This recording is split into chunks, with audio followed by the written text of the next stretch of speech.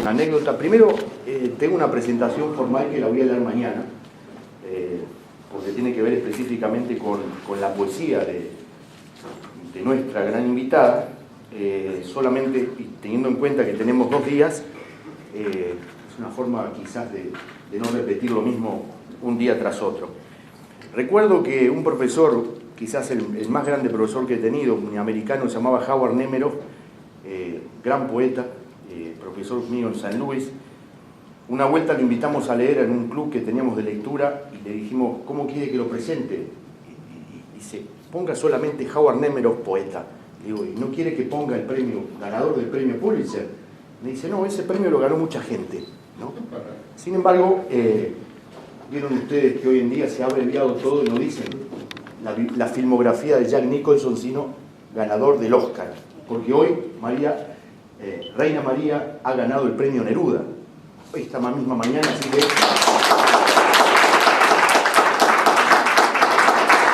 De aquí en más, Reina María Rodríguez, premio Neruda, y lo podemos empezar con la lectura. Sin embargo, voy a decir algo muy breve, lo repito, para no repetir. Es un honor que después de que haya venido Lorenzo García Vega y José Cózar, también ganador del premio Neruda, que la tradición de traer grandes poetas cubanos siga viva aquí en Call Station.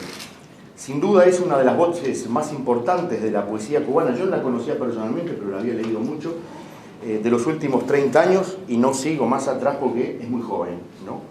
Lo que me parece muy interesante es que si ustedes buscan la página de Wikipedia, aparece poetisa, ¿no? Y la palabra poetisa a las poetas no les gusta. Amanda Berenguer, Marosa Di Giorgio me decía, no, eso suena horrible, poetisa, como un diminutivo. Sin embargo, poeta unido con pitonisa, parece que queda poetisa, ¿no? Porque es ese tipo de poeta que hace algo más que escribir versos, ¿no? Y a esto es lo que me refiero, que Reina María es una de las pocas poetas, incluyo a los hombres también, que tienen la capacidad, porque en la cultura hispana no hay esta tradición que hay en la poesía anglosajona, en la francesa menos, de poder reflexionar sobre el acto poético. Si uno le pide a un poeta, escriba una poética sobre su obra, difícilmente va a conseguir más de 5 o 6 líneas. Y la obra de ella también es una obra muy importante desde el punto de vista crítico, periodístico. Algunos han seguido los artículos muy buenos, diría de los mejores que se escriben, publican en el diario El País de Madrid sobre poesía. Es decir, estamos aquí ante una pensadora del fenómeno de la escritura, no solo de la escritura poética, sino también, esto es muy importante, del acto de escribir y de la forma de cómo, de la recepción de la poesía en tiempos cuando nadie lee. Porque esto es lo que realmente me ha sorprendido, la capacidad que tiene. Digo sorprendido porque uno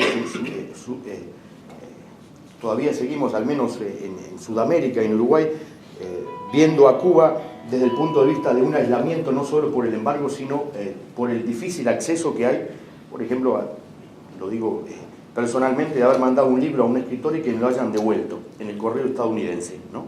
Es decir, esta capacidad de estar al día de todo lo que está pasando es realmente una capacidad sorprendente, porque no es solo un poeta, no estamos solo ante una poeta, sino ante alguien que es una guía, no solo la torre que tiene, como también la tenía Julio Rexi, para guiar a sus generaciones, sino también para indicar hacia dónde va la escritura y qué es lo que podemos pedirle a la escritura en tiempos que nadie lee.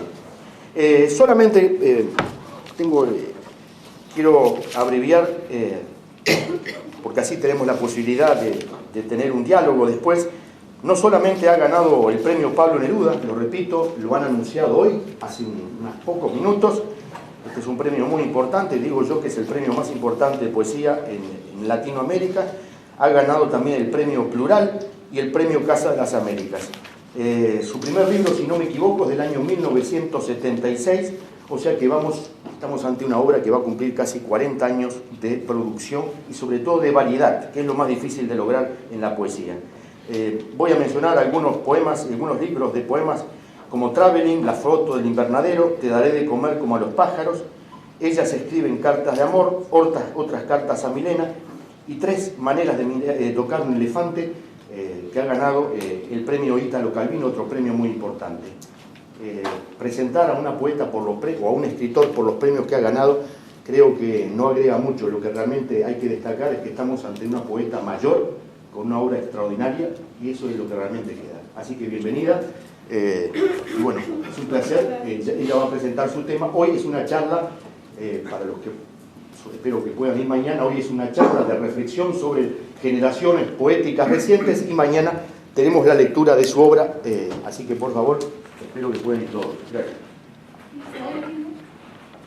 ¿Está funcionando el micrófono? Sí. Muchísimas gracias, Pina. Yo tampoco te conocía personalmente, pero te he leído y te admiro y admiro todo el mundo en Cuba. Todos los poetas te han leído y admiran tus textos sobre el neobarroco y toda la poesía que has hecho. Así que, presentándome tú... Ya me hiciste el día. No, te lo digo porque me han mandado textos ahora mismo aquí por correo para que te los dé. O sea que eres alguien muy conocido entre nosotros.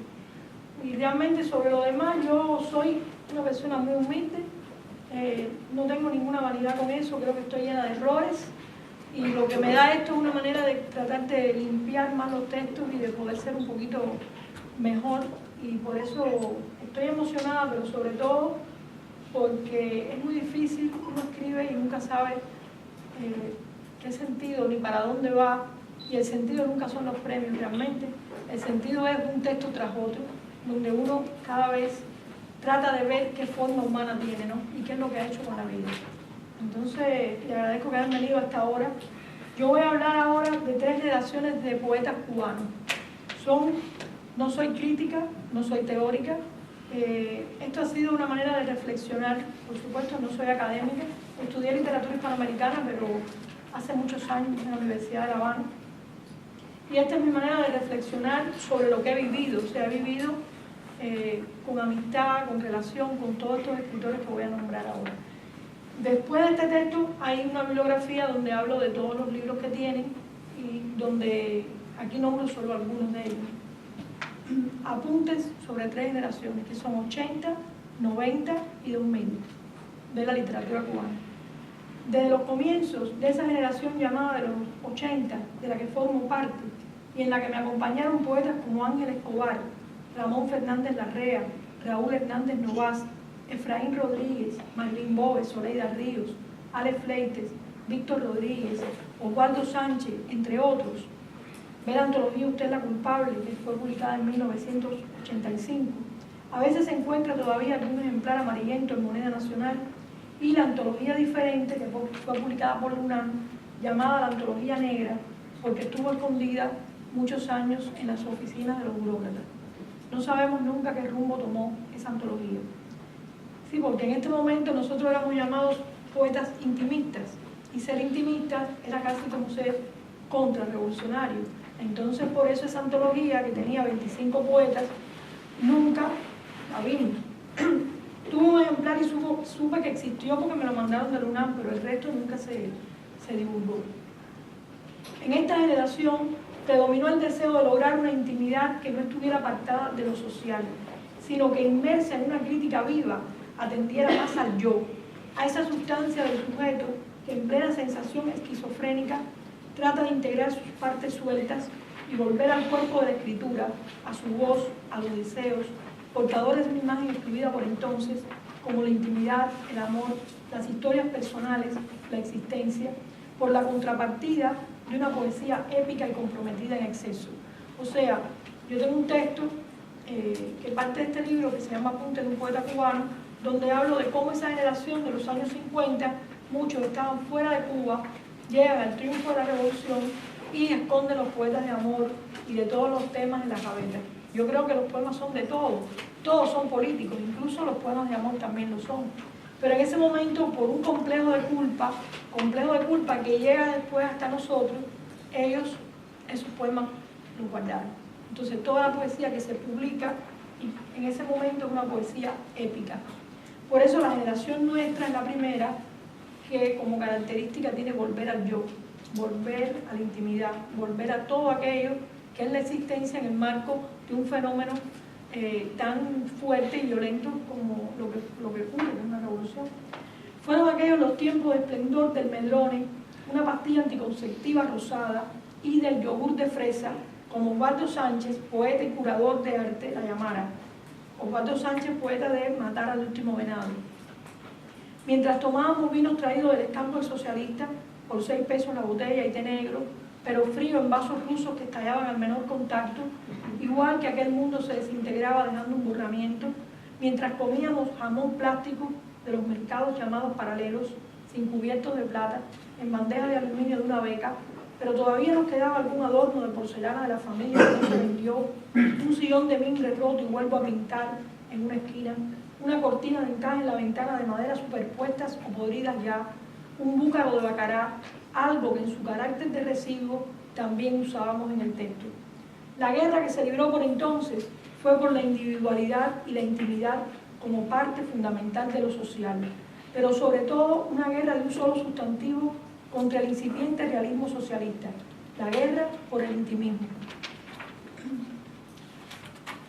Una guerra porque los discursos no se injertaran desde lo exterior, lo masivo y propagandístico, sino que las metáforas y las imágenes vinieran sin aborto a ocupar su lugar dentro del contexto, por lo que alguna que otra vez fuimos llamados públicamente y de forma peyorativa neoexistencialistas, sin saber qué cosa era hacerlo. Nunca olvidaré el prejuicio que yo misma sentía al escribir la palabra internacionalismo en un poema. Cito: hablamos de internacionalismo proletario, era el tiempo de la guerra en Angola, e inmediatamente en el siguiente verso oponía otro que pareciera venir desde el territorio de la metáfora, para sopesar la actualidad de aquel tema, para intentar una contrapartida exterior-interior bicéfala que aplacaba un complejo de culpa infinito, complejo de participación que arrastrábamos de la generación de los 50, como ya dije, empeñados en demostrar algo siempre, para ser aceptados, logrando así uno de los versos más espantosos que se hayan escrito. Cito: hablamos de internacionalismo proletario entre el humo y las colillas de la tarde. De Cuando una mujer no duerme, 1980. Sin dudas, aunque con deudas, la poesía que se escribió por entonces quiso ser honesta, crédula, positiva, y padeció por eso de una moralidad que entrañaba también su gran complejo de culpa. Trocó herencias morales por características estéticas. Quería reafirmar algo a pesar de. Voy a leer un texto de esa época. Es un poema mío que se llama Peligro, que está dedicado a una perra que se llamaba Anca. La perra se tiró del balcón y yo hablo del suicidio de la perra. Peligro. La perra negra cayó desde el muro más alto al centro de la calle. Sin escándalo cayó. Otros saltan, desfilan por los bordes de los muros en una caravana. Otros bailan, aletean, silban a coro. Sin un destino, todavía quieren prometer algún destino. No sé por qué. Los niños no la vieron caer. Ha saltado en la mañana de septiembre. Otras cosas cayeron también y estoy avergonzada. No quisiera medir más esa altura de estar abandonada y sola en el alero. Ella solo jugaba a no estar sola y oía voces. Tenía miedo del engaño y buscó un hueco para atravesar el miedo, ese aro que hace el muro hacia el alcance de la noche. Ella solo soñaba con la sombra de su figura negra. Todos piensan que fue por accidente. Nadie cree en el suicidio de los perros, simplemente caer por avería. Pero los niños saben, los niños han puesto un pañuelo sobre la cortadura y una cruz. Ellos sospechan, saben que habrá después otra cacería de los perros noctámbulos cuando salga la luna. Que no se derrame todo al suelo, vacía y oscura, es una mancha. No la vimos caer. Yo también iré hacia la ventana a prometerle alguna cosa, tal vez lloverá. Nadie podrá imaginar su forma oscurecida contra las losas frías. Es el presagio de los perros cuando caen, el salvoconducta sin gloria de los que renunciaron. Yo quiero prometer alguna cosa, todavía quiero prometer, no sé por qué. Otras voces líricas e intentos de poesía civil basadas en la obsesión del yo sostuvieron sus tendencias a contrapelo, como Raúl Hernández Novas y Ángel Escobar, cuando casi todo fue mezclado como el café con chícharos y se desplazaron de la palestra autores que intensificaron con la marca de su territorio como los lobos y los gatos una poesía del lenguaje, de la mente y de la palabra, acentuando cada vez más su incomunicación con derivas extraterritoriales y afianzando el conflicto de cómo integrar, palabra muy usada por entonces en el argot popular, lo conversacional hasta lo antipoético, venido de la influencia nicaragüense de Ernesto Cardenal, aunque con muchos menos excesos por suerte, a poemas sociales y políticos por sus temas como contrapartida para sostener, entre comillas, la identidad. Si antes de los 90 las citas que aparecían en los libros enviados a concursos o publicados eran de Rainer María Rilke, recuerdo su poesía publicada en edición masiva, César Vallejo, Pablo Neruda, Luis Cernuda, después de los 90 se hacían verdaderos palimpsestos con autores que provenían del campo de la crítica, la filosofía y la narrativa. Porque a falta de escuelas y libros de pensamiento se trasplantaron aquellos y hubo un auge de intertextualidad. Se trataron de borrar las definiciones, esa frontera de los géneros, y todos querían de alguna manera pensar o parecer cosmopolitas, a falta de pensamiento y de viajar realmente. Cuando estos filósofos ya habían quedado relegados en el mundo, en la isla se injertaron a los textos literarios. La escritura empezó a formar un conjunto cada vez más cerrado y ambicioso sobre ella misma, guiada por las influencias de poetas como Fernando Pessoa, Paul Celan, Eduardo Sanguinetti, Cavafis, Simón Llavé, Henri Michaud, Pierpaolo Pasolini, Ana Akhmatova, Marina Tsvetaeva, Jorge Luis Borges y Octavio Paz, entre otros. Por ejemplo, el caso de Octavio Paz es que nosotros nunca lo tuvimos en la universidad en ningún programa.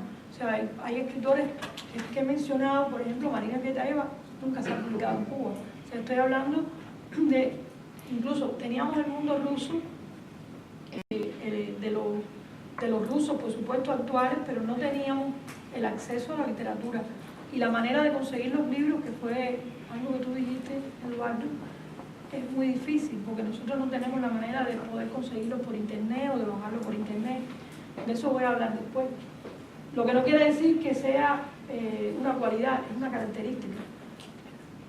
A partir de los años 89 y 90 se desarrollan en conjunción con la práctica muchos procesos performativos y experimentales que resultan novedosos para la poesía cubana, tan poco vanguardista, y que tuvo entre otros antecedentes el caso del poeta Luis Rogelio Nogueras de 1944 y la pintura de los años 80, donde recayó el peso de una crítica social reformista, el kitsch, los heterónimos y la apertura hacia otras zonas de conocimiento con la introducción de autores contemporáneos que habían sido excluidos de los programas de estudios literarios de la universidad o de las librerías y que pasaban de mano en mano.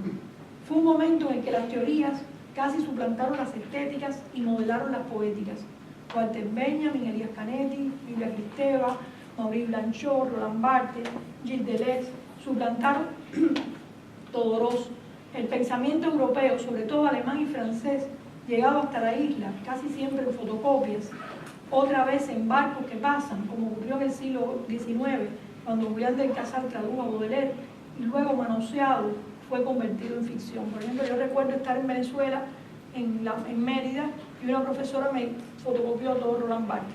Cuando llegué, casi en un mitin de repudio, porque todos los niños esperaban zapatos, y yo traía los libros de Roland Barthes que después pasaban de mano en mano, y que todavía tengo, la mayoría en fotocopia.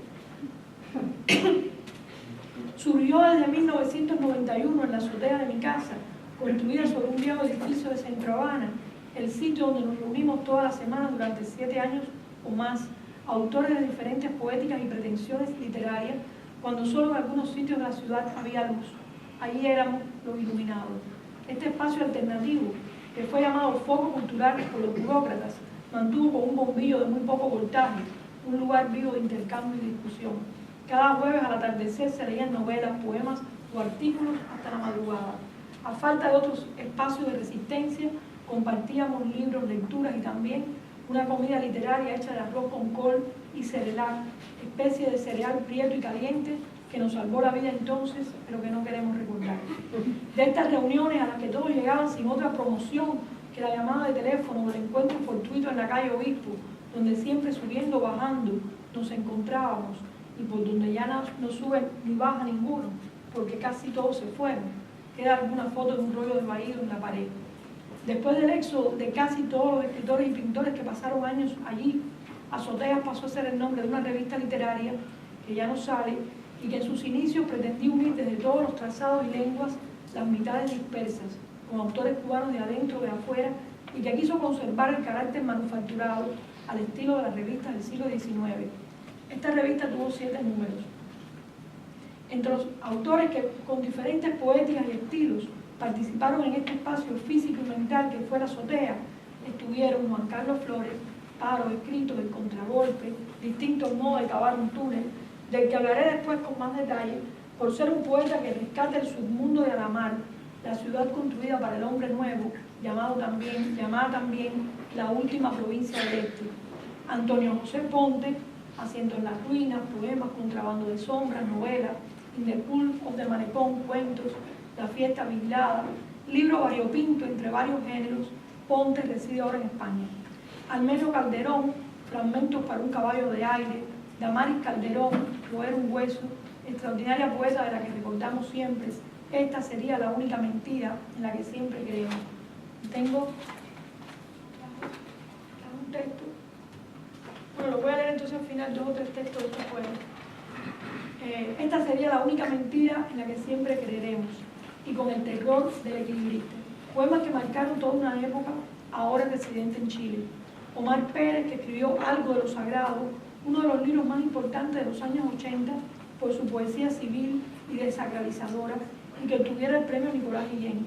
Víctor Foles Calzada, El próximo que venga, Malecón Tao, poesía lírica y conceptual a la vez, que trata de recoger el duelo entre el mundo que construimos persistentemente sobre el que otros van deconstruyendo.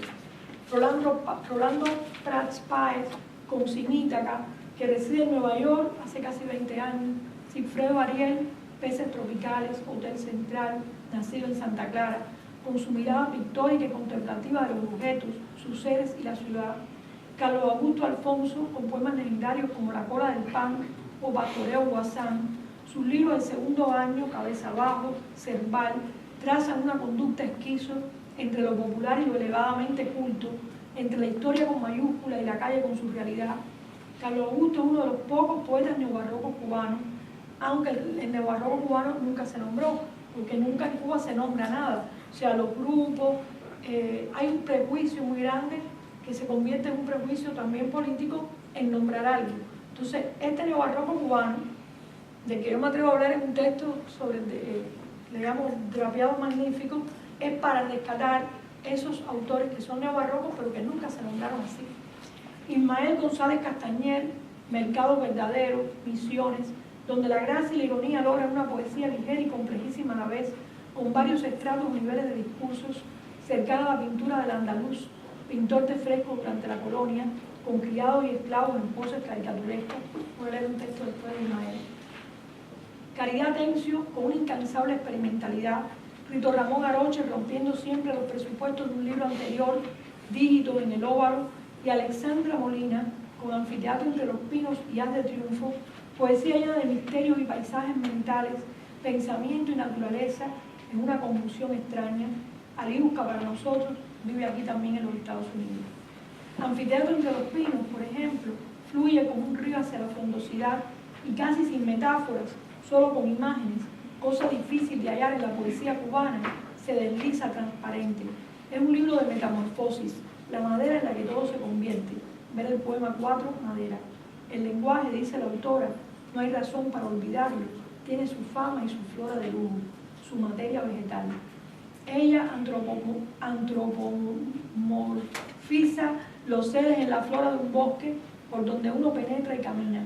Logra la voz de esa naturalidad artificial. Ver Museo, por ejemplo, dedicado a Silvia Plath. En Museo hay un duro y blando hueco.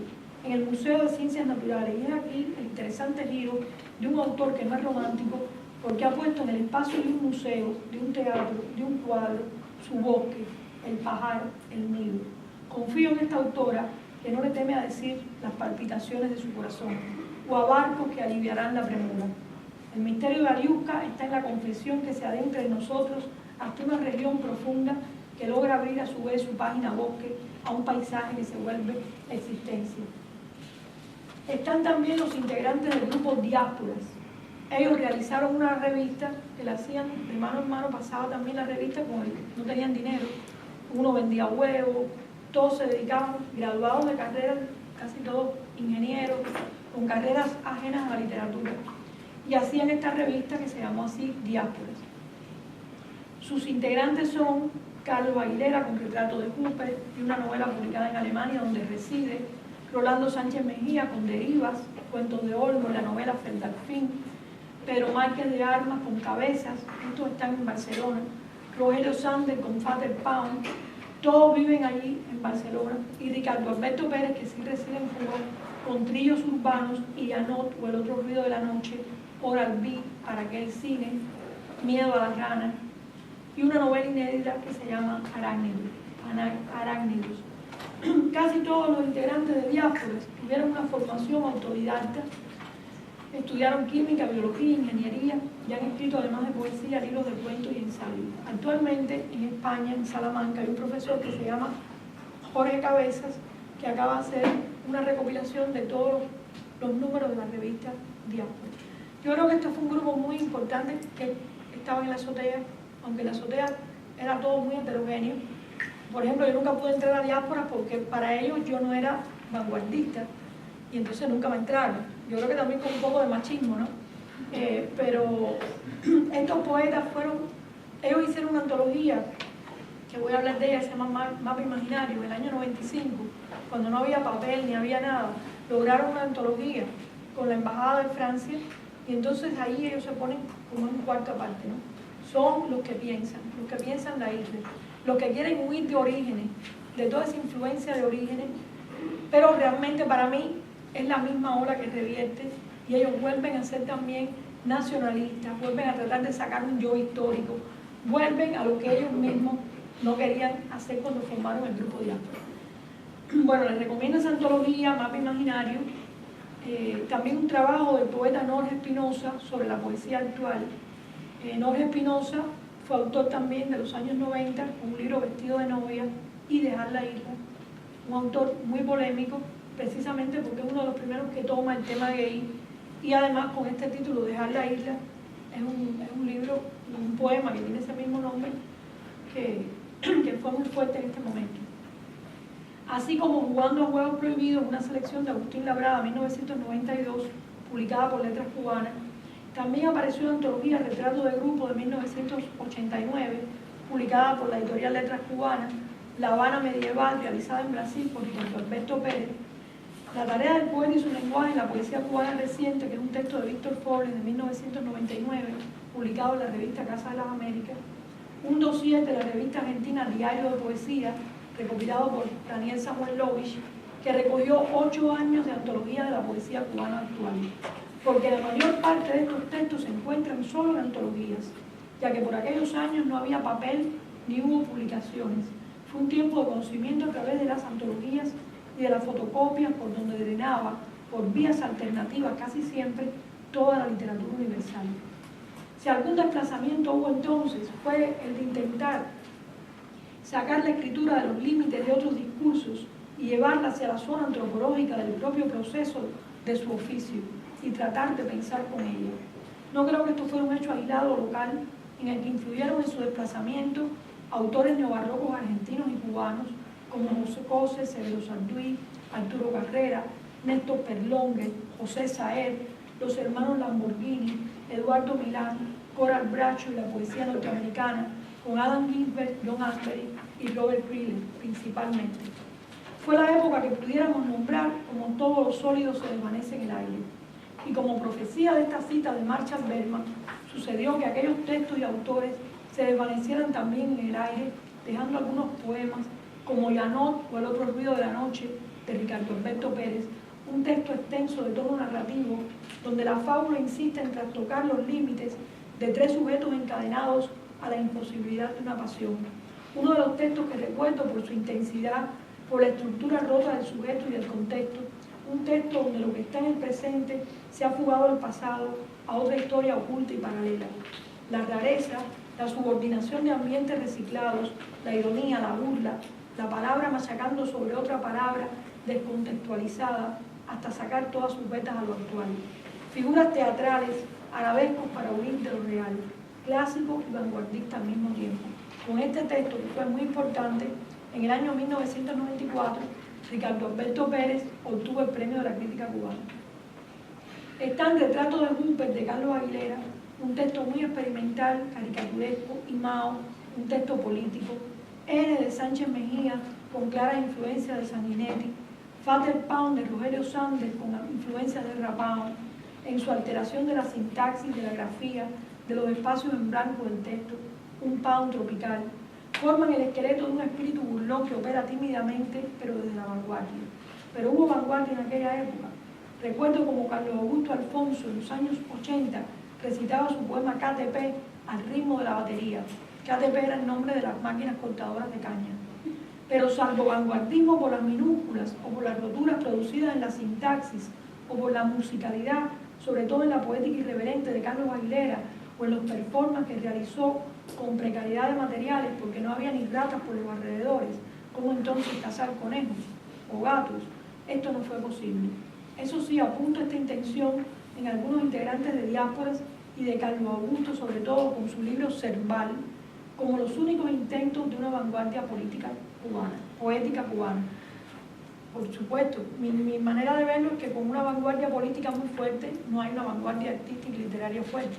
Entonces, en Cuba no se puede hablar, como pasó en América Latina, en muchos otros lugares, de una vanguardia poética. Poco cruce de revistas, carencia de discusiones u otros intentos de que sobreviviera esa vanguardia poética cuando las revistas pertenecen solamente a una promoción cultural institucionalizada como vanguardia política. Solo nombrarse como grupo Paideia, de 1989, un proyecto que comenzó con un programa de televisión y que se propuso la desacralización del artista o diásporas, era ya una provocación a los estatismos que la época dispuso. A diferencia de la vanguardia del 27, esta vanguardia pobre y colapsada fue creada ante todo por poetas. Muchos de los pintores ya habían abandonado la isla y creo que tuvo la influencia directa de la visita del poeta austriaco Ide Ginze con sus performances en la azotea. Fue un tiempo, repito, de éxodo, de pérdidas, como el suicidio de Ángel Escobar hace ya muchos años y de Raúl Hernández Novas, y cito un texto de Escobar: la nave que se hunde siempre da náufragos, y todos los náufragos son huérfanos, y creen en los augurios, esas supersticiones que tienen los deseosos.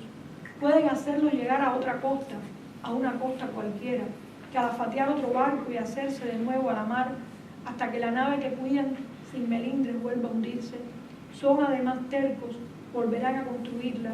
Una nave y otra son la misma, porque tienen paciencia y orgullo, y saben que siempre fueron náufragos, que siempre fueron huérfanos. En cada naufragio hay el vestigio de algo, pero yo no quiero ser un náufrago. Este es un poeta de Ángel Escobar, que es un poeta que ahora se antologó en una antología publicada por la editorial Unión, y se ha publicado en España, pero para mi criterio, después de Lezama Lima, es el mejor poeta cubano, muerto con 39 años. Como sabemos, Escobar, muerto entre los 40 años, es uno de los más fuertes y lúcidos poetas cubanos. Rompe la sintaxis, la confianza, la finalidad, para crear certezas en medio del desamparo. Hay en él una fuerza, una energía, un dolor, cuyo detallismo cala en un tomacorriente, por ejemplo el poema El tomacorriente, que se vuelve sentimiento y obsesión. Hay una antología publicada, como les dije, con toda su obra. Su estilo conversacional se enfrenta al tema de la locura al tratarla contra la razón. Los locos seguiremos piedra y piedra contra el techo del zinc de su cordura, de La canción del loco. Lucha Ángel por un lugar en el país de la razón y quiere que la razón sea su causa. Y por eso me dicen transeúnte, porque siempre las puertas me dan con el trasero en pleno rostro de las puertas.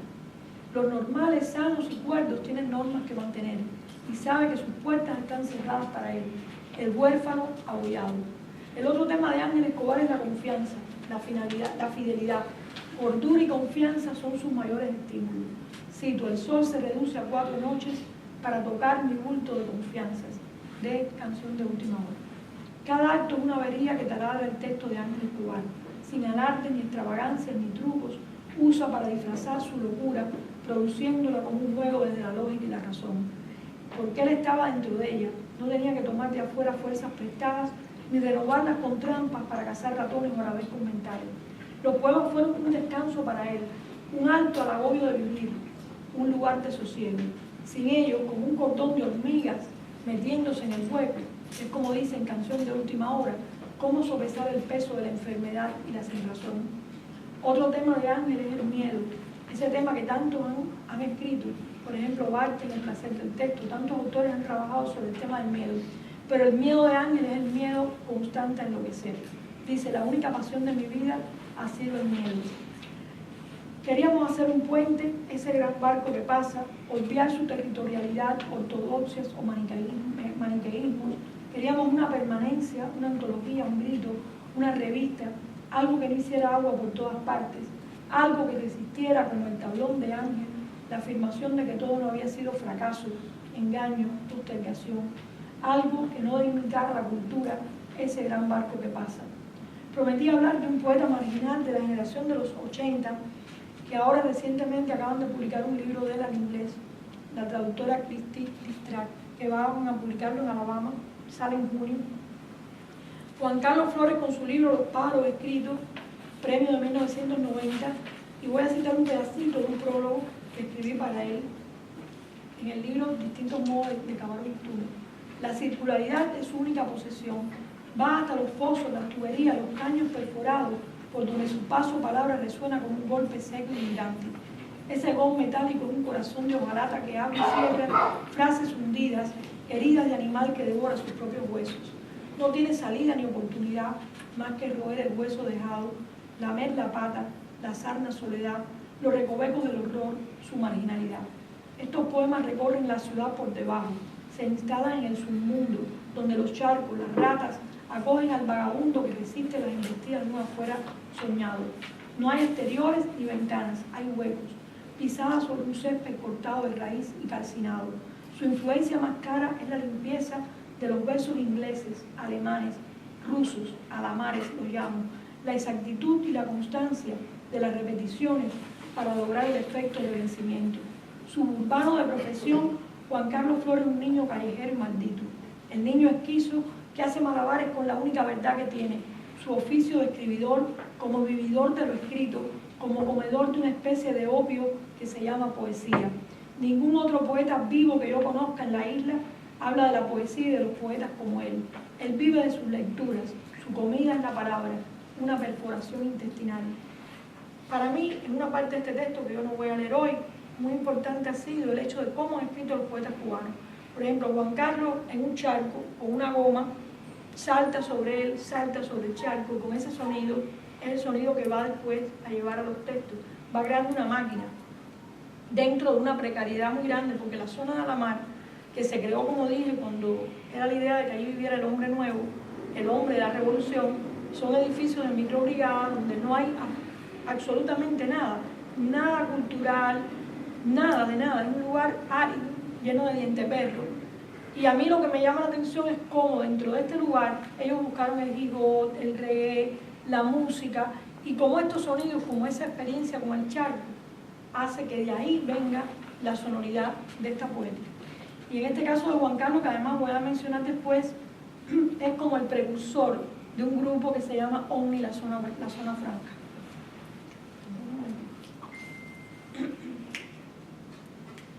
Hijos de los 70, que son los que nacieron cuando el llamado quinquenio gris, que fue un tiempo de mucha censura. Creo que el fenómeno de la escasez de poetas tuvo su raíz en los años 70 y que padecemos aún del residuo de aquel nubarrón llamado el quinquenio gris. Época marcada por la desesperanza que dejan la ortodoxia y la censura. Los que fueron concebidos por entonces no han resucitado todavía de los daños recibidos por aquellas radiaciones. Extraña generación que emerge del vacío de un mundo cada vez más deshecho, de la escasez de bibliotecas, maestros y abastecimientos, así como de todo el cine que vimos, aquellos por los años 80, que vimos el cine ruso, polaco, húngaro, francés, italiano, alemán. Es también la escasez de un cuerpo. O sea, nosotros fuimos una generación que para mí éramos los que no teníamos cuerpos. Ellos, como no tenían nada, como vinieron en un momento todavía peor, al no tener nada se agarraron de sus cuerpos y empezaron a hacer performance, empezaron a desnudarse, a usar el cuerpo.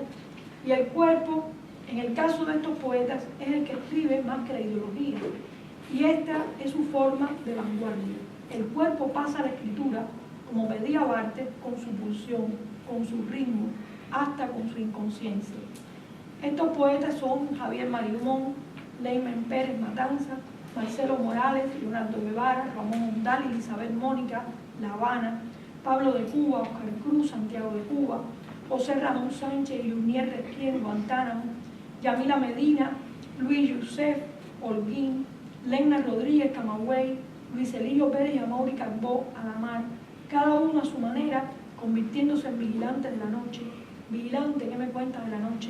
Aferrándose a la materialidad de la frase que no sostiene ya creencia alguna, solo palabras escépticas que aspiran a otra ruta ante la pérdida, la del hijo menos pródigo, un antihéroe.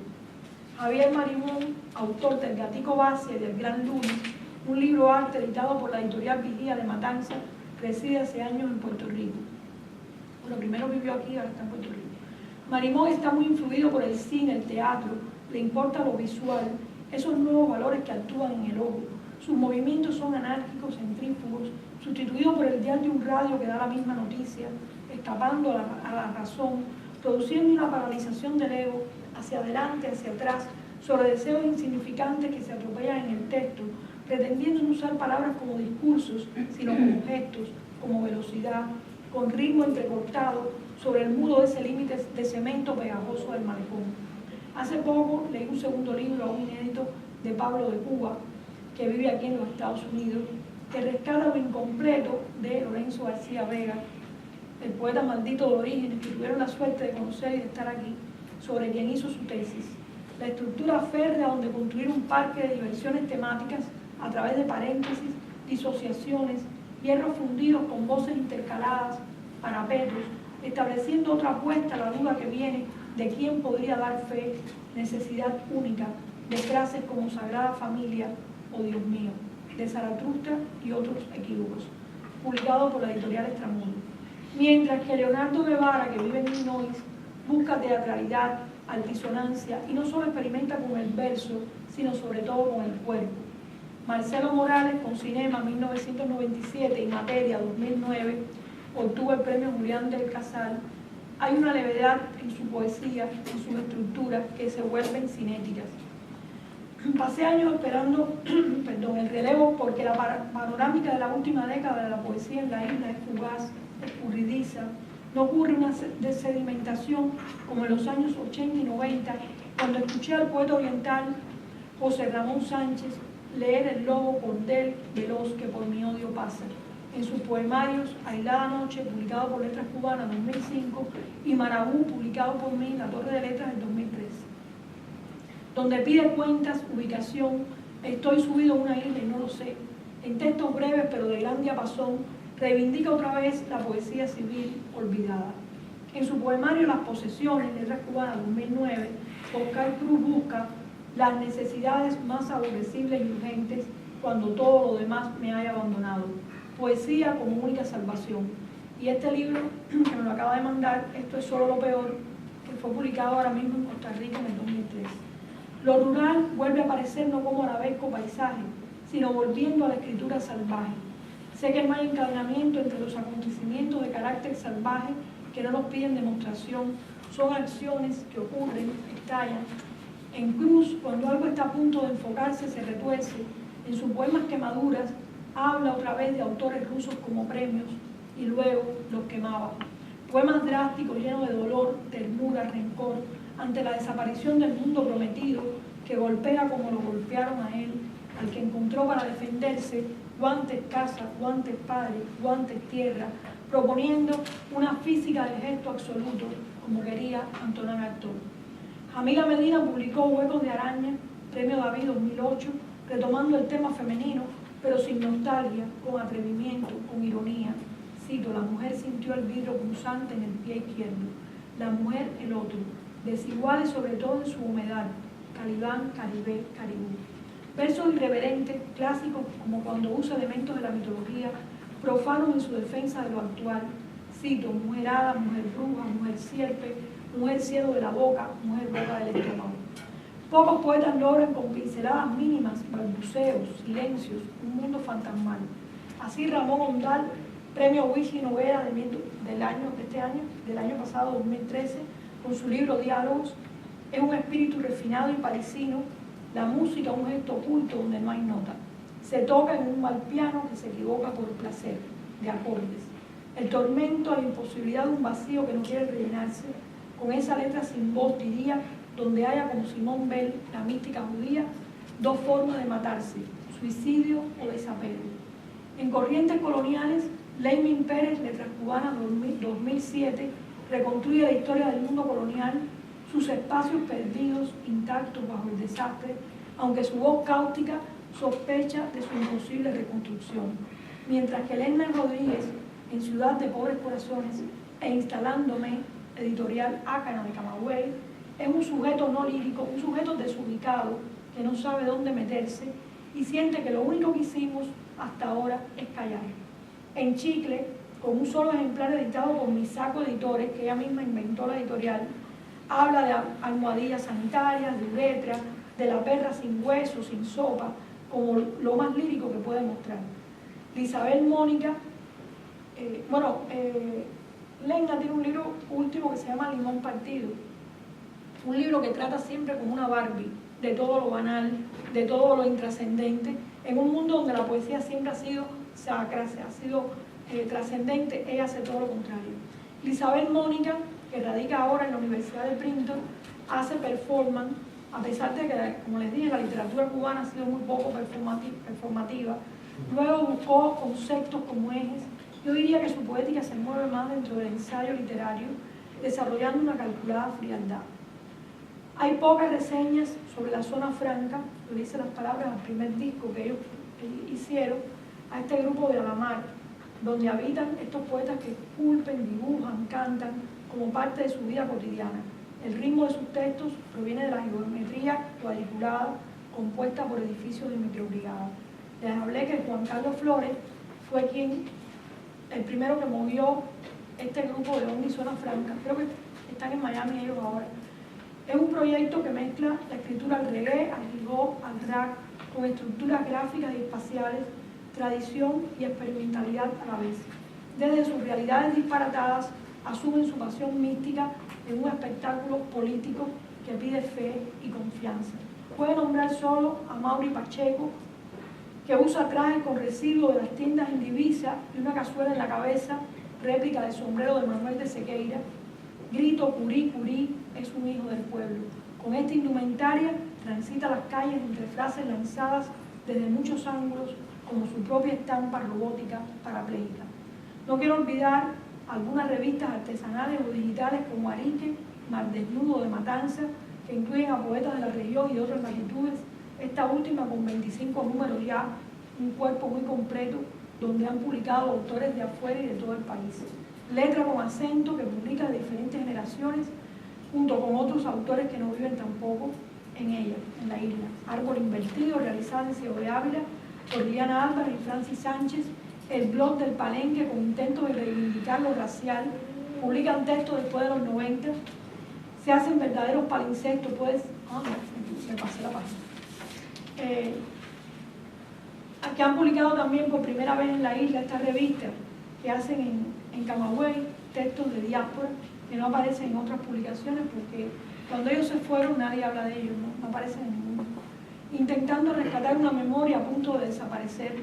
Así la revista La Noria, que trae este ejemplar que lo voy a dejar, es una revista que hacen en Oriente, José Ramón Sánchez y Oscar Cruz, estos dos poetas. Una revista que yo formo parte del consejo editorial, que la hacen con mucho trabajo, cuando pueden, en condiciones realmente muy adversas, y la presentamos en La Habana. Ellos la traen en la mochila y la presentamos en la torre. Esto es una muestra rápida, discreta, de lo que he cazado aquí o allá, desde los andamios, voces desperdigadas por un tiempo, que luego del nubarrón dejó chubascos, granizo, ceniza negra esparcida intermitentemente sobre ese yo civil que busca separarse de la historia para refundar el mundo de la imagen y otras historias para la imagen, como quería José Lizama Lima. Voy a leer un texto, porque se me quedó el libro aquí.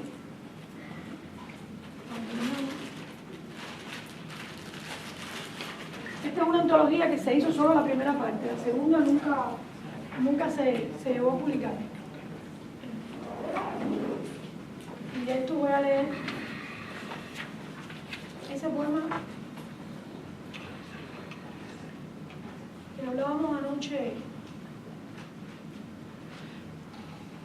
donde me recogieron Michael, a quien quiero agradecerle a Michael y a Marta de estar aquí.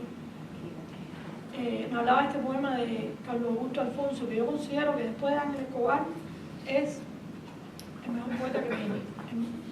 Un poeta cubano tremendo, nunca ha tenido casi premios. Los premios nunca le tocan porque es muy raro. Y cuando están los jurados dicen que él no tiene centro, es incompleto, o criterios que son realmente, que son de los críticos, pero que no son de los escritores, ¿no? La corriente del niño. Cientos informes indican que el niño puede volver. Del periódico científico Rasmussen. Claro que puede volver. El niño siempre puede volver. Hora desgraciado, hora pálido, hora mandado a volver. He sabido de nubes condicionadas a quedarse. Antes, si el niño llora en Cali, en Potosí, en Alabama. Entre los filminutos de los empleados de la Carby, desequilibrado ante los ojos del vio y no vio, más allá de su impacto económico, de su manera fija de proceder, como corresponde a zonas castigadas por disciplina. Aguas tibias y calientes cocinando del lado la anchoveta, llevándose a miles a reforzar el ecologismo, a sentar bases de reuniones interminables, Navidad de natividades. ¿Con qué cara puede uno presentarse ante la FAO y pedir ayuda? A muchos le compran el traje de bengalí, que afirman miles de protocolos en este mundo. Los bancos de cereales, cuenta abierta a la Polinesia. Claro que puede volver. Claro que el niño puede volver, siempre está volviendo el niño, que necesita para la natividad, que no sea que entre la Virgen por una puerta, salga la Virgen por la otra, a intervalos de los suelos, con un levín en la nariz. El niño mama repugnado de tragar aire. El niño muere mal y se ríe pálido. Nos esperan congresos sobre la corriente del niño. Por los días 24 hay también terror. Las cosas quedan donde siempre, paz y fertilidad. ¿A qué hora abrió los ojos? ¿Qué ángulo prefirió mirar? ¿Cómo se durmió? El niño siempre estará volviendo puntual con su reloj de amor.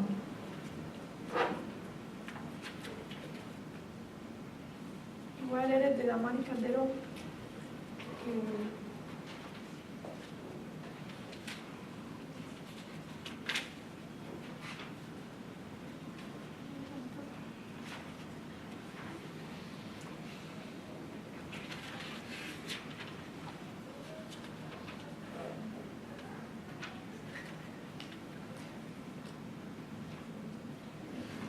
con el terror del equilibrista, las aguas del abismo donde me enamoraba de mí mismo, que veo.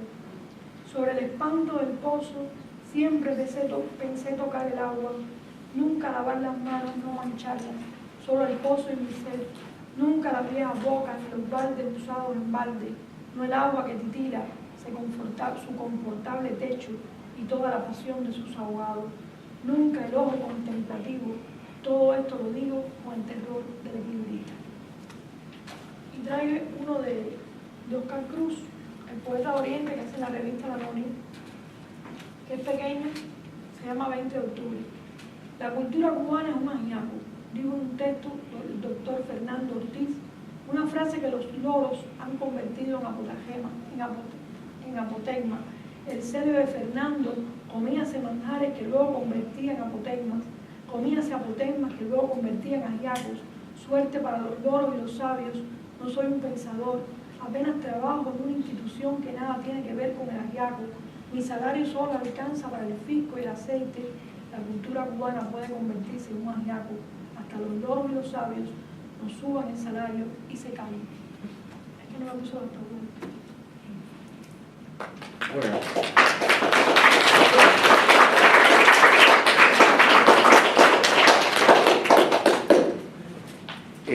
Tenemos unos minutos para preguntas. Sí, Esther. Yo quería preguntar de la trova cubana si ellos han tenido alguna influencia de la poesía contemporánea y al revés, si ha habido alguna conversación de los poetas con los trovadores y si hay algún tipo, no sé, no de colaboración, pero de influencia mutua. Bueno, una época sí, yo creo que por los años 80 se usaba mucho en un parque, en un lugar público, que viniera un trovador y un poeta. Yo estuve muy en contra después de eso, porque el problema es que siempre la música, por supuesto, atraía a la gente y el poeta se quedaba descalificado, entonces era como para que aguantara la poesía, calzarla con la música. Entonces, por otra parte, la mayor parte de los cantautores tenían mucho prestigio. En una época hubo un grupo tremendo de trovadores que eran muy conocidos y ellos en determinado momento, sobre los años 80 y pico, recuerdo como en el 84, empezaron a hacer letras muy malas. O sea, creo que con el mismo Silvio Rodríguez pasó, que estaba haciendo de las letras que tuvo en una época, nosotros decíamos, empezó a hacer canciones rosaditas, ¿no? Y entonces hubo una discrepancia muy fuerte. Yo recuerdo haber publicado un texto de una crítica a un espectáculo que hubo de la trova, de lo malo que eran los textos en ese momento, a diferencia de lo que habían sido en otro tiempo. Y Silvio mismo vino a buscarme, que no podía publicar eso, porque era como sus frijoles, ¿no? Que le estaba haciendo... O sea, nosotros fuimos en un momento crítico, con lo que en otro momento, al principio, hubo un marco donde estábamos mucho más unidos, ¿no? Pero después nos fuimos separando. También en la medida de que esto tiene que ver con el dinero, tiene que ver con el mercado. Ellos tuvieron un mercado, los poetas no tenían nada, no podían prácticamente subsistir. No pasó con los pintores la mayoría se fueron en los momentos más duros del periodo especial. Salieron porque tenían un pasaje, porque alguien los invitó, pero los poetas, la mayoría de los escritores se quedaron en ese momento, ¿no? Y entonces, sí, después viene una diáspora que ya a finales de los años 90, pero creo que hubo después una división. Al principio también esta división es porque nunca esta relación interdisciplinaria existió. Este es el problema. Cuando Paideia, ese proyecto del que yo hablé un poquitico, fue la idea de que estuvieran todos, filósofos, teatristas, poetas, todo el mundo, a partir de este programa de televisión que dio el inicio a Paideia y de unas conferencias que se daban en el Centro Alejo Carpentier toda la semana. Venían los pintores, hacían sus performances, estaban las conferencias sobre ellos también, pero después cada cual tomó su rumbo. Los escritores y los cineastas en otro, y los músicos, y se dividió completamente, se fragmentó. Y más cuando la gente empezó a irse, se desperdigó todo. Y ya en estos momentos eso no existe. Esa relación no creo que... Incluso se han publicado las canciones de Silvio como libros de poemas, cosa que ha traído crítica de muchos poetas. Es lo que... Sí, Ana. Yo un comentario y se puede escuchar un poco ignorante, pues apenas estoy aprendiendo un poco de poesía, pero mencionaste que lo que los críticos critican y lo que piensan los escritores es algo diferente. ¿Qué piensas sobre eso cuando lo que tú escribes se interpreta de otra manera de lo que tú no bueno, en la medida que tomas el riesgo de escribir ya va a estar sujeto a muchas interpretaciones, entre ellas la de cualquiera que te está leyendo y también la del crítico. En este caso yo me refiero exactamente al tema de Carlos, porque Carlos es un tremendo poeta que no es premiado, porque casi siempre los jurados lo conforman un poeta y dos críticos. Y lo ven irreverente, lo ven desequilibrado, porque él llega ya a ser ilegible. Sus últimos libros son como Alambre de Perlón, que son libros que rompen con todo lo establecido. Y hay en la crítica cubana una pacatería muy grande. O sea, han sido muy tímidos. Y ahí no es una crítica sistemática, es una crítica que no es consistente en cuanto que no hay constantemente unas revistas que estén avalando una obra. Entonces eso hace que hay una ruptura entre la crítica, incluso como la hay entre la academia y los artistas. O sea, por ejemplo, yo nunca he estado en la Universidad de La Habana dando una lectura. He hecho textos y he escrito sobre poesía cubana y sobre literatura que nunca han llegado a la Universidad de La Habana. Eso me da pena. Y lo he dicho allí, no lo digo aquí. O sea que siempre existe una ruptura entre lo académico y lo artístico, pero en la medida que se trate, de que la universidad trate también de atraer a los artistas, pues por supuesto habrá una relación mucho más fuerte, ¿no? Y eso nosotros no lo hemos tenido. Durante mi vida no recuerdo, creo que una vez solamente un grupo de 2 o 3 fuimos a la universidad, pero fue algo así muy tangencial, no me han invitado a dar lecturas ni a conversar sobre literatura cubana. No sé si te respondí. A propósito de esto que señalas, yo tengo una pregunta. Quiero pensar, pero tal vez es un pensamiento muy optimista de parte mía y tú me lo harás saber, que debido a la Revolución Cubana, tal vez quisiera pensar que el papel de la mujer se ha destacado más, que hay más mujeres profesoras, que hay más mujeres poetas, que hay más mujeres críticas. ¿Es esta una fantasía mía por mi visión de... Un deseo. ¿Optimista? ¿O cómo es la situación? Te oí mencionar a muchísimos poetas que están surgiendo en Cuba, la mayoría hombres y muy pocas mujeres. Bueno, mi generación fue de muchas mujeres poetas que algunas después no escribieron más y otras siguieron escribiendo. Soleida Ríos, creo que mencioné, está Marilyn Boe, Chely Lima, que vive fuera. Y ahora mencioné la última, que está Ana Medina. O sea, sí. Primero, a mí no me gusta verlo de forma genérica, me gusta más pensar en poetas, en una sensibilidad que quiere ser una persona y no estar dentro de las antologías de mujeres o las antologías. Pero la problemática de género Pero existe. yo creo que sí es cierto que la mujer en un momento en Cuba se preparó más. En Cuba hay un matriarcado muy grande, todo el peso de la sociedad realmente lo tienen las mujeres, eso es verdad. Pero no me gustaría decir que producto de ser mujer o que hay más mujeres producto de la revolución. Eso yo no estaría capacitada para decirlo, ¿no? Creo que sí hubo más oportunidades, es real, hubo más oportunidades, pero también hubo mayor peso. O sea, en la misma medida que había más oportunidades, había más peso sobre las mujeres. El tema de la familia, el padre no existe prácticamente. Todos estos poetas, yo podría decir que la mayoría no tienen padre. Fueron mujeres que criaron a sus hijos en condiciones muy difíciles y entonces hay un matriarcado.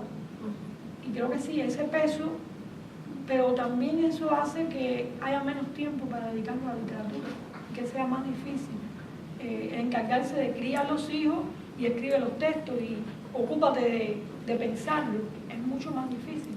O sea que es una apuesta mayor en ese caso. Creo que la mujer sí tuvo un peso, pero que ha sido también porque todavía las que somos abuelas tenemos el peso también de los nietos, cosa que no pasa en otras culturas, en otros lugares. Todo recae siempre en Cuba sobre la madre, ¿no? Y el padre es un televisor. El televisor donde está, sí, yo siempre lo he visto así, el padre es algo que pasa como una imagen que está pasando por el televisor. Las que tienen el peso real son las mujeres. Pero fue la necesidad, pienso yo, más que la revolución, la necesidad la que la llevó a tener ese papel. Porque es un problema de la sobrevivencia y ahí ha sido muy difícil la sobrevivencia. Muy difícil. No sé, aquí están cubanos que me gustaría que dijeran qué piensan. Bueno, a mí, Sí. Sí, dime lo que. a mí siempre me ha llamado la atención, me ha hecho siempre la pregunta de ¿qué leen los poetas cubanos? ¿No? Y esto ha sido siempre, desde luego, una perspectiva de no solo haber estado allí durante tantos años, sino que cuando ya tú sales, cuando revisitas esa poesía que tanto conoces y cuando comienzas a leer lo que se siguió escribiendo allí, comienzas a hacerte preguntas que quizás no te hacías cuando estabas allí. Pero esa pregunta siempre gira alrededor de justamente qué leen, cómo lo leen, eso que está leyendo Yo te diría que eso para mí es una idea de un libro sobre ese tema, porque creo que leí un libro de Paul Delman sobre este tema, porque las lecturas, yo pensé hacer la biblioteca de los escritores, porque era que cada cual trajera sus libros, los libros que leía para esta biblioteca, porque haría una biblioteca diferente. Entonces, en el caso de los poetas cubanos, han leído lo que cayó. Es lo que llega a ese mar contaminado por barcos que pasan, como fue con Casal. La tía de estos que están en Holguín, que viven en Holguín, viven en no sé qué lugar y les mandó libros. O sea, ha sido un trasiego, no precisamente de lo que está ahí, que tú lo puedes tomar de inmediato. Pero eso tiene una parte muy buena, me parece a mí, que es el problema del misterio. Es como que tú tienes todos los juguetes y a lo mejor no ves, pero para elegir, cuando tienes menos, te cuesta más trabajo, tienes que buscar el misterio. Entonces el misterio ha sido la vía de encontrar qué lectura. Y eso es una cosa muy importante porque es muy poco el tiempo. Y te puedo decir, por ejemplo, en el caso mío en particular, yo quería estar en diáspora. Para eso tenía que leerme todos los autores teóricos con un bombillo de 40 bujías y estar muy clara, mucho más de lo que estoy hoy en día hoy, perdónenme, estoy todavía un poco confundida, para poder estar a la altura de ellos. Creo que si un momento importante fue ese, que ellos pensaban la escritura, el grupo diáspora y muchos otros autores, que éramos los que teníamos para ellos una voz de la isla, queríamos ser aceptados. Entonces, los libros, recuerdo en el Centro Alejo Carpentier, yo hice una lista para Lidia Carpentier, la esposa de Carpentier, y ella compró en Francia esos libros traducidos y los trajo a la biblioteca Alejo Carpentier. Fue un lugar que no voy a olvidar. En los años 90, todos sabíamos que leía el otro, cosa muy importante. Tú veías que uno había sacado seis veces el mismo libro. Entonces hacíamos juicio a quien sacaba el mismo libro, y si de pronto Rolando Sánchez Mejía decía yo escribí, igual que Sanguinetti, le hacíamos un juicio por estar plagiando. O sea, veíamos que leía el otro, y eso es muy importante. Por ejemplo, Juan Carlos Flores no es de tantos autores como lee de bien los que lee, los lee a diferentes horas del día. Si es por el mediodía con calor, con mosquitos, con lo que esté comiendo, él prueba la resistencia de un autor si es soportable su lectura a diferentes horas del día. Y eso es un método de lectura que me parece extraordinario, porque no saben cómo es a la mar con calor, con el de al lado que tiene puesto el reggaetón, con el otro que está oyendo otra cosa. Entre esa bulla, él está leyendo ahí en voz alta. Entonces me dice, ese es tremendo poeta, porque resistió una semana que a la hora de almuerzo yo lo estuviera leyendo. Entonces me parece que sería muy interesante, porque todos estos pensadores que en el mundo se fueron muy rápido, Derrida, Lyotard, existieron, pero no pasaron como en Cuba a formar parte de el querer pensar, el estar metido entre los textos. Por ejemplo, ese libro que ahora no recuerdo, que es sobre la intertextualidad, que es tan importante. Con ese libro lo pasamos todo, porque empezamos a comer, es como un refrito. Yo creo que lo que pasó en Cuba, que somos tan miméticos, es refritar todo lo que estaba llegando. Y si te percatas y ves la antología Mapa Imaginario, al final ya lo que viene de afuera, no es algo que haya venido por dentro. Casi todos habían obviado la literatura cubana. Y tengo elementos para hablar de esto, porque recuerdo cuando Rolando estaba viviendo en Barcelona, Rolando Sánchez Mejía le pide al padre que le mande los libros de escritores cubanos, porque él tenía que ir a cantar la Guantanamera. O sea, ¿cómo se pusieron? Ellos estaban oyendo primero. También nosotros tuvimos aparte de los regalos, el disperso, que fue el recoger la literatura de otros lugares, no teníamos traducciones. La Torre empieza porque me trae a mí Francisco Díaz Solar, un humanista, un libro de un poeta austriaco que nunca se había publicado y que lo tenía 8 años en una editorial y no lo habían publicado. Yo le dije, yo te voy a publicar ese libro. Y empezó La Torre de Letras, con muy bajo perfil, sin papel, yo compro libros en la calle, cuando lo hay a los merolicos, con muchas dificultades, una colección de autores bilingües, traducidos por poetas cubanos. O sea, ¿cuál es la cosa? No una traducción a término perfecta o una intervención de un poeta que va a ser su versión, que es lo que hacían antes, sino que es preferible para mí que sea una traducción incompleta, o no la mejor, pero que sea afín el autor al poeta que está traduciendo. Y así se hizo el libro de 14 poetas brasileños, nunca se habían traducido en Cuba. Bueno, en este momento, 60 autores se han publicado en esta colección que se regala. No traje ningún libro, pero se me olvidó traer un libro.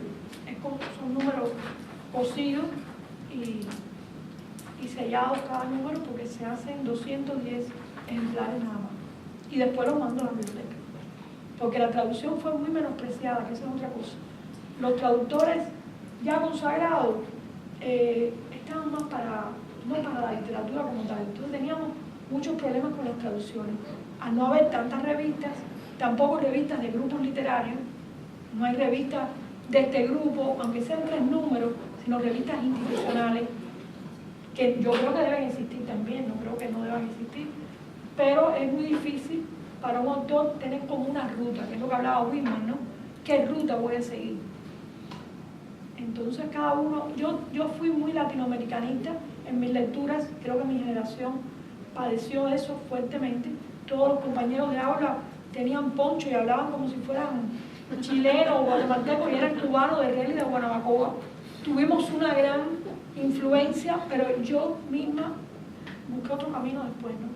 Y claro, el mundo cubano es un mundo francés, no de manera de vivir, pero sí de mentalidad. Todas las lecturas francesas, destruidos a veces porque no teníamos nada que comer en momentos muy difíciles, pero leyendo todos los autores franceses, austriacos, alemanes, más que norteamericanos. ¿Por qué? Porque no había traducción. No sé si te respondí. No, claro, pero es muy raro la manera, es muy rara, es diferente. Nosotros no tenemos internet de una forma natural. Hay que ir a una institución, es muy lento, cuesta muy caro cuando vas a un lugar. Entonces, para que te baje algo es como, yo no puedo dedicarle un tiempo a eso. O sea, yo aquí misma no quiero acostumbrarme al internet, porque pienso que si me acostumbro, pierdo tiempo. Además, me gusta el libro físico. Tengo también esos problemas de tener el libro, cosas que son como de vejez, ¿no?, en la mano. Pero los libros de nosotros todos están marcados, pasaron de una mano a otra. Y eso hace una lectura diferente, porque tú sabes qué marcó el otro también.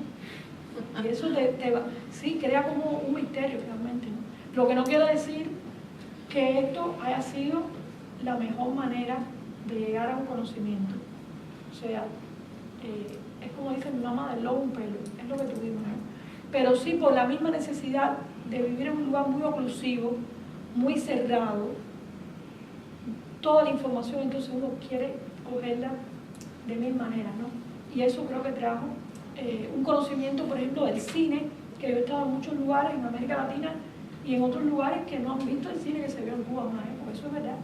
La Cinemateca Cubana, que en este momento muchos de esos rollos se han hecho vinagre por falta de climatización, ha tenido el mejor cine europeo, que no está en casi ningún otro lugar. Y nosotros, como no teníamos nada, el cine es muy barato, pues lo que hacíamos es comer lenguaje. Nosotros nos inyectamos el lenguaje. Yo no sé si esto es para bien o para mal, pero es una manera rara de apropiarse y de refritar. Como el ajiaco cubano, creo que es la manera de poder estar en el mundo al no estar en el mundo, ¿no? Bueno, yo me voy a animar a hacer una última pregunta, ya que no hay, sobre todo porque hay unos cuantos estudiantes que les puede interesar el tema. ¿Cómo eran las actividades en la azotea, el espacio físico? Porque, recordando, haciendo un poco de comparación, me viene en la cabeza la torre de las esfinges de Ray Gracie o el búnker de William Burroughs, donde lo que se discutía era hacia dónde va o acceso a textos a veces difíciles de conseguir, ¿no? Y relacionar un poco eso con, viéndolo de afuera, cómo era la discusión. ¿Había libertad o había censura? Era mi casa, ahí no... Pero ¿cómo surgió la idea? Surgió porque Antonio José Ponte había terminado una novela que nunca ha publicado, se llama Habana. Y él dijo, quiero leer la novela para que tú la oigas, porque cada vez que terminaba un libro que lo llevaba para que lo oyera, lo hablábamos por teléfono, me leía las cosas por teléfono. Richard, como vivía lejos, Ricardo Alberto Pérez también me leía por teléfono. Y entonces le dije, vamos a empezar los jueves por Virginia, porque, salvando la diferencia, nosotros no teníamos ni el té, ni la vajilla, ni las tazas, pero la idea que Virginia hacía las reuniones los jueves. Yo digo, bueno, todos los jueves vamos a reunirnos, y empezó así.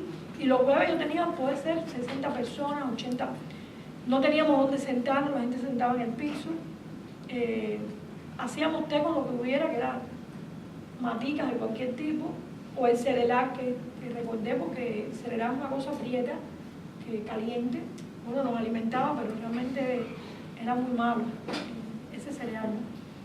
Y entonces todo el mundo venía, ahí tuvo Rafael Rojas, todo el mundo pasaba por ahí. Delfín Trapino Holguín, con una maleta de madera, se quedó en la azotea y leyó allí. Ángel Escobar.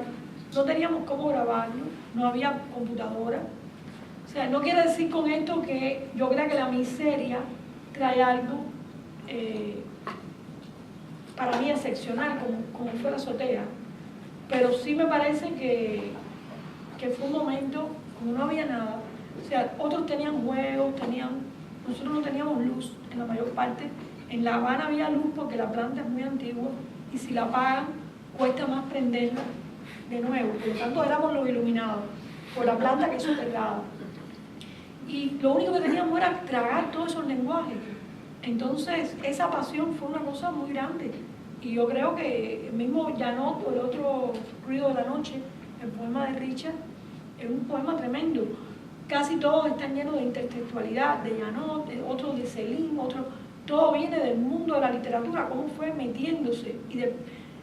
Recuerden que en Cuba se habían cerrado todas las escuelas de pensamiento, o sea, no había escuela de filosofía, no había escuela de antropología. A falta de todo esto, todos querían pensar. Y entonces vienen todos estos teóricos a meterse dentro de los textos. Yo hice un libro que se llama Páramo, que está lleno de intertextualidad. Pero en el caso mío, por ejemplo, el encontrar para mí a Roland Barthes fue fundamental. Y fue en Mérida, en una montaña, que esa profesora me fotocopió. Y yo traje a La Habana y Barthes me abrió rutas para hacer libros, que eran libros que él quiso hacer y no hizo, salvando la diferencia de hacer libros en el pseudosocialismo, en el calor, en Centro Habana, que no tiene nada que ver con el mundo de Bayona y el mundo de Barthes, ¿no? Pero sí con la diferencia de no haber estudiado semiología, no tener todas las herramientas de la teoría que Barthes tenía. Yo quería meterme por un mundo pseudo todo, pero que tuviera que ver con sus mitologías, con ese mundo que era. Y creo que es uno de los autores que más me influyó. Ya después tenía un libro y ya quería buscar, entonces ya he viajado muchas veces y he traído, era una libra, esto para leche y esto para libro. Por ejemplo, Thomas Bernhard, que es un autor que yo traje los primeros libros, yo no sé si con quién llegó antes que yo lo llevara a La Habana, pero yo empecé, cuando leí a Thomas Bernhard, me quedé, yo creo que es el narrador más grande del 20. Realmente es un austriaco, no sé si ustedes lo han leído, pero les digo, nadie ha hablado sobre el tema del poder para mí como él. Empecé a traer un libro y cada vez que iba, bueno, era la autobiografía, son 5, traigo 2, traigo 3 y lo demás es para leche, lo demás, esa parte. O sea, yo creo que la necesidad también crea un deseo sobre lo que tú no puedes, ¿no? Y como tú no lo tenías normal, no era fácil llegar, la librería está ahí tenemos todo, porque realmente en Cuba se publicó muy buena literatura, pero estamos hablando de los años 61, ya, después vino los 70, fue un momento de censura, tiradas masivas de autores muy importantes de otros lugares, y creo que nos hicimos muy cosmopolitas. Digo provincianamente cosmopolitas. Bueno, en julio le entregan el premio, hace una lectura con la presidenta de Chile, Michelle Bachelet. Así que mañana tenemos una primicia, porque ganó el premio, para los que llegaron tarde, ganó el premio Pablo Neruda. Mañana a las 4 de la tarde, aquí en la biblioteca, bueno, esto es el anexo hablado, en Whitley, a la 4 de la tarde. En la Evans.